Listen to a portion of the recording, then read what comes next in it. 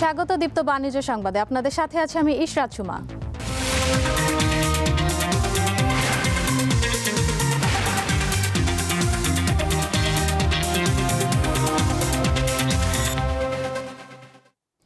পোশাক খাতের বিভিন্ন পণ্যে শুল্ক ও কর্পোরেট ট্যাক্স আরোপের কারণে এ শিল্প কোণঠাসা হয়ে পড়ছে বলে জানিয়েছেন ব্যবসায়ীরা।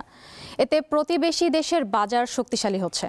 গতকাল ঢাকায় এক মতবিনিময় সভায় ব্যবসায়ীরা আরও জানান, দাম কম হয় ভারত থেকে সুতা আমদানি বেড়েছে 137%, যার প্রভাবে অন্তত 50টি সুতাকল বন্ধ হয়ে গেছে।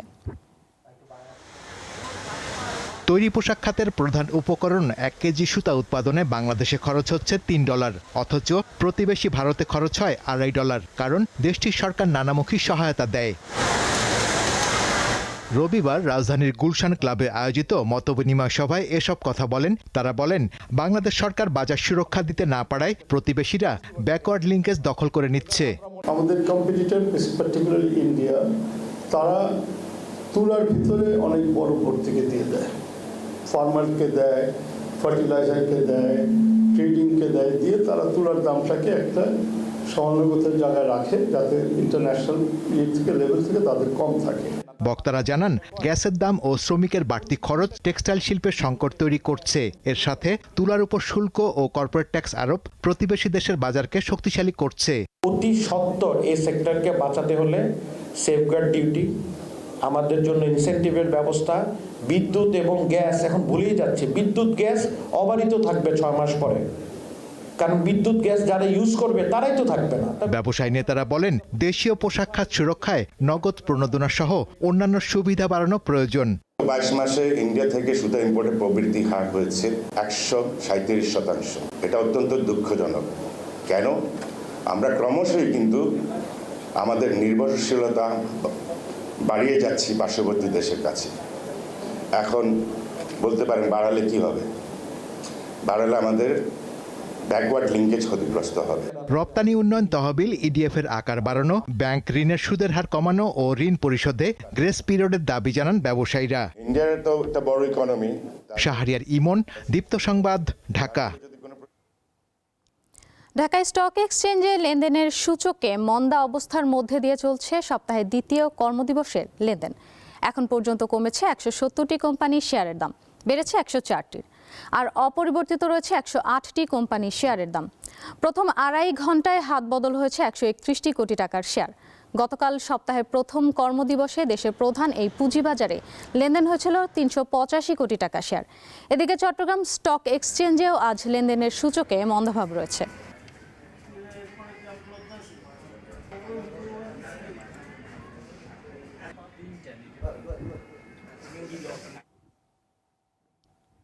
ঢাকা স্টক এক্সচেঞ্জে এই মুহূর্তে রয়েছেন সহকর্মী শাহরিয়ার ইমন। আমরা সরাসরি চলে যাচ্ছি তার কাছে। ইমন, দেশের প্রধান পুঁজিবাজারে এই মুহূর্তে লেনদেন কতটা গতি পেয়েছে এবং কি সার্বিক কি পরিস্থিতি দেখতে পাচ্ছেন?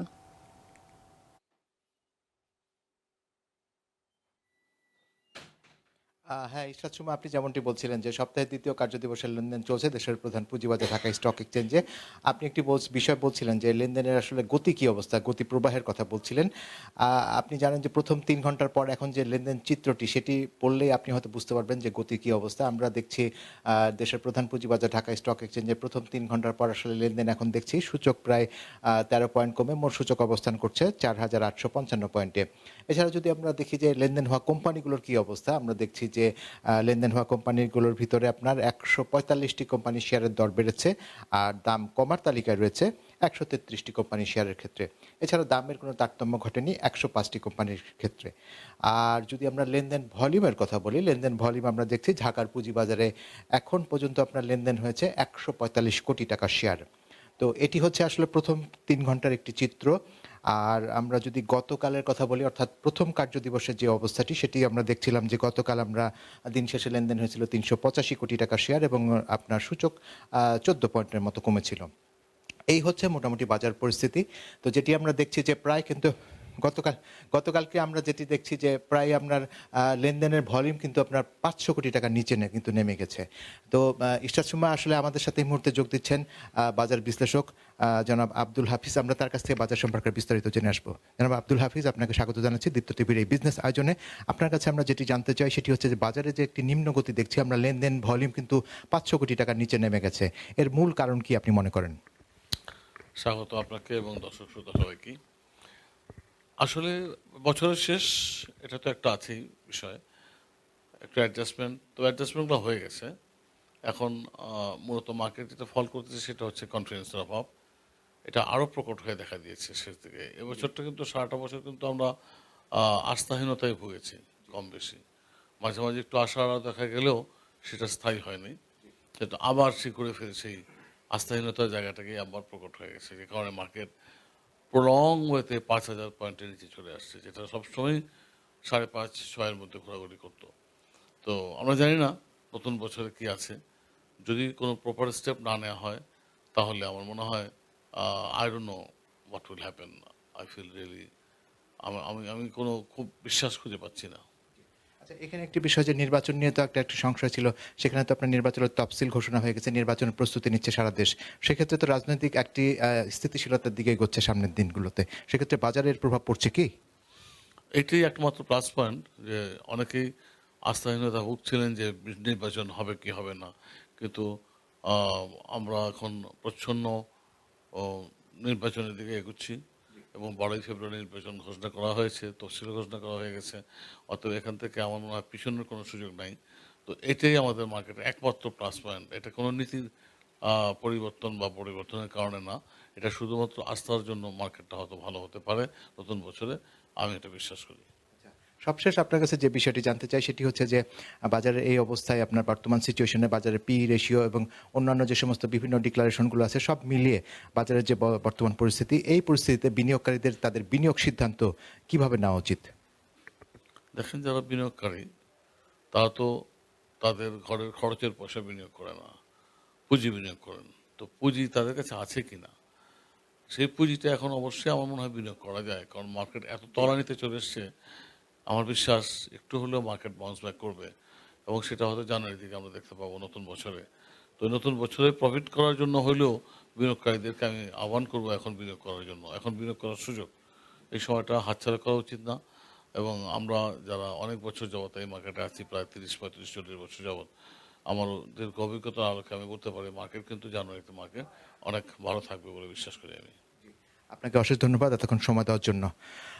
ইশরাত সুমা, আসলে আমরা যেমনটি শুনছিলাম বাজারের আসলে সপ্তাহের দ্বিতীয় কার্যদিবসের বাজার পরিস্থিতি শুনছিলাম এবং বাজার পরিস্থিতি নিয়ে আমরা একটি বিশ্লেষণ শুনলাম। তো সব মিলিয়ে আসলে আমাদের এখন পর্যন্ত প্রথম 3 ঘন্টার লেনদেন পরিস্থিতির মাঝে রয়েছে, আমরা আরও 1.5 ঘন্টা রয়েছে এবং এই 1.5 ঘন্টা পরে বুঝতে পারবো দিন শেষে ঢাকার পুঁজিবাজারে আজকে লেনদেন কী পরিমাণ গিয়ে দাঁড়ায় এবং একই সাথে আজকে সূচক কত পয়েন্টে গিয়ে থাকে। তো ইশরাত সুমা, আমার হাতে এখন পর্যন্ত এতটুকু ছিল দেশের প্রধান পুঁজিবাজার ঢাকা স্টক এক্সচেঞ্জ থেকে। ইমন, আপনাকে ধন্যবাদ। পুঁজিবাজারের খবর জানাচ্ছিলেন সহকর্মী শাহরিয়ার ইমন। এবারে জানাবো অন্য সংবাদ। পর্যটকের ঢল নেমেছে বান্দরবানে। হোটেল, মোটেল, রিসোর্টগুলোতে নেই তিল ধারণের জায়গা। বগালেক, কেওক্রাডং, তমাতুঙ্গি ও রেমাক্রি পর্যটন কেন্দ্রে গত মাস থেকেই পর্যটকের ভিড় বাড়তে থাকে। নৈসর্গিক প্রাকৃতিক সৌন্দর্যের লীলাভূমি বান্দরবান যেতে ভ্রমণ পিপাসুরা বছর ধরে অপেক্ষা করেন শীত মৌসুমের জন্য। অন্যান্য বছরের মতো এবারও পরিবার পরিজন, বন্ধু বান্ধবরা দলবল নিয়ে জড়ো হচ্ছেন বান্দরবানের বিভিন্ন পর্যটন কেন্দ্রে। কিউকারাডাঙ্গে আমরা একটা স্টে করে আবার আজকে ব্যাক করছি। তো আল্লাহর রহমতে বগালেকে খুব ভালো লেগেছে। আর কিউকারাডাঙ্গে থেকে ফেরার সময়, দার্জিলিং পাড়া হয়ে ফেরার সময় আমাদের যে এখান থেকে এই যে ভিউটা মেঘের নিচে লেক, এটা আমাদের খুব ভালো লেগেছে। পাহাড়ের সৌন্দর্য উপভোগ করতে পর্যটকরা ভিড় করছেন কেওক্রাডং, চিম্বুক, নীলগিরি ও নীলাচলে। আমরা আজকে অনেকগুলো জায়গা ঘুরে এসেছি বান্দরবনে, জায়গাগুলো খুবই সুন্দর ছিল। বাট এবার আমি আসতে পেরেছি, আর এখানে আমি বগালেকটা দেখলাম, তারপরে কিউকারাডংটা দেখলাম। আসার পথে যে প্রতিটা স্পটেই মানে যে সৌন্দর্য, আলহামদুলিল্লাহ। পর্যটকদের ভিড় বাড়ায় খুশি পর্যটন ব্যবসায়ীরা।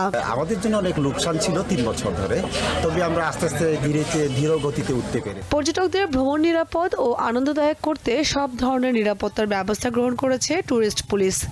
টুরিস্ট পুলিশ বান্দরবান রিজনের পক্ষ থেকে আমাদের বিভিন্ন পর্যটন স্পটগুলোতে আমাদের টহল ডিউটি অব্যাহত থাকবে। কোনো পর্যটক যদি হয়রানির শিকার হন তাহলে আমরা আমাদের টহল ডিউটি অথবা জেলা প্রশাসন অথবা জেলা পুলিশের মাধ্যমে আমরা আমাদের আইনগত ব্যবস্থা গ্রহণ করে থাকি। বান্দরবান জেলায় প্রত্যক্ষ ও পরোক্ষভাবে 30,000-এর বেশি মানুষ পর্যটন শিল্পের সাথে জড়িত। কামরুন নাহার, দীপ্ত, বার্তাকক্ষ। বৈশ্বিক স্টেশনারি ব্র্যান্ড ডেলির পণ্য এখন থেকে বাংলাদেশে বাজারজাত করবে এসিআই। এই উপলক্ষে সম্প্রতি রাজধানীর একটি হোটেলে beyond the ordinary beyond the boundary শিরোনামে লঞ্চিং প্রোগ্রামের আয়োজন করা হয়। এ সময় ডেলি ইন্টারন্যাশনালের পরিচালক মার্স ও এসিআইয়ের গ্রুপ এমডি আরিফ দৌলা সহ উভয় প্রতিষ্ঠানের ঊর্ধ্বতন কর্মকর্তা, ব্যবসায়িক অংশীদার এবং আমন্ত্রিত অতিথিরা উপস্থিত ছিলেন। অনুষ্ঠানে জানানো হয়, এ যৌথ উদ্যোগের মাধ্যমে আন্তর্জাতিক মানের ডেলি স্টেশনারি পণ্য এসিআইয়ের শক্তিশালী বিপণন ও বিতরণ নেটওয়ার্কের মাধ্যমে সারা দেশে বাজারজাত করা হবে।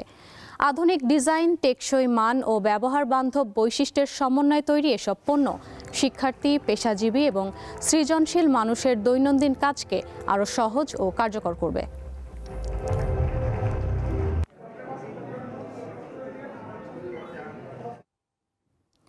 কনকা, গ্রি ও হাইকো ব্র্যান্ড ইলেকট্রনিক্স পণ্যের মোহাম্মদপুর সেলস ও ডিসপ্লে সেন্টারের উদ্বোধন করা হয়েছে।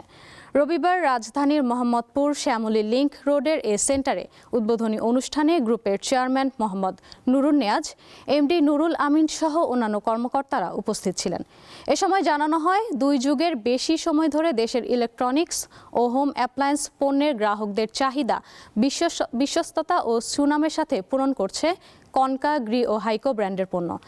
দেশব্যাপী গ্রাহকদের চাহিদার কারণে প্রতিটি অঞ্চলে সেলস ও ডিসপ্লে সেন্টার খোলার বিশেষ কার্যক্রম হাতে নিয়েছে ইলেকট্রোমার্ট কর্তৃপক্ষ। সেলস ও ডিসপ্লে সেন্টার উদ্বোধন উপলক্ষে মোহাম্মদপুরবাসীর জন্য থাকছে আকর্ষণীয় ছাড়।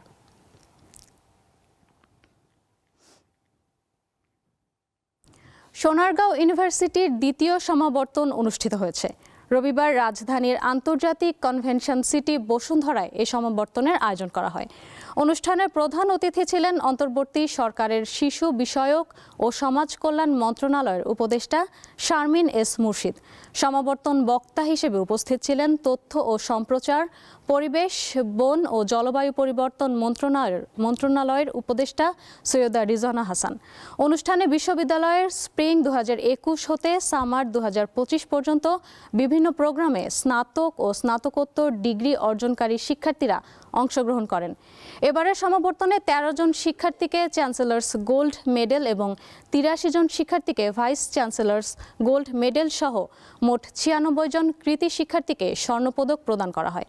অনুষ্ঠানের দ্বিতীয় পর্বে আয়োজন করা হয় মনোজ্ঞ সাংস্কৃতিক অনুষ্ঠান।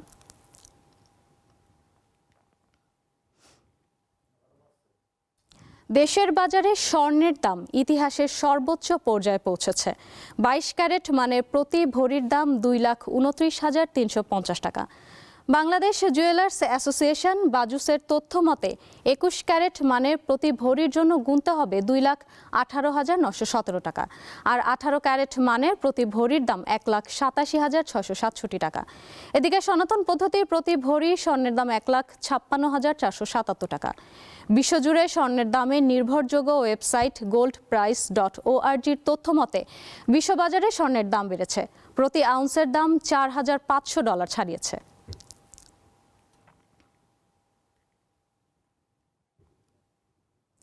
আন্তর্জাতিক বাজারে জ্বালানি তেলের দাম আজও ওঠানামা করছে। যুক্তরাষ্ট্রের বাজারে প্রতি ব্যারেল অপরিশোধিত জ্বালানি তেল বিক্রি হচ্ছে $57.33, আর ওপেকভুক্ত দেশগুলোর তেল অর্থাৎ ওপেক বাস্কেটে ব্যারেল প্রতি বিক্রি হচ্ছে $61.22। এদিকে দুবাই বাস্কেটে প্রতি ব্যারেলের দাম $62.11, আর ভারতে প্রতি ব্যারেলের দাম $62.38। এই ছিল এখনকার দীপ্ত বাণিজ্য সংবাদে। এরপর দীপ্ত আন্তর্জাতিক সংবাদ দেখার আমন্ত্রণ রইল। সাথে থাকার জন্য ধন্যবাদ।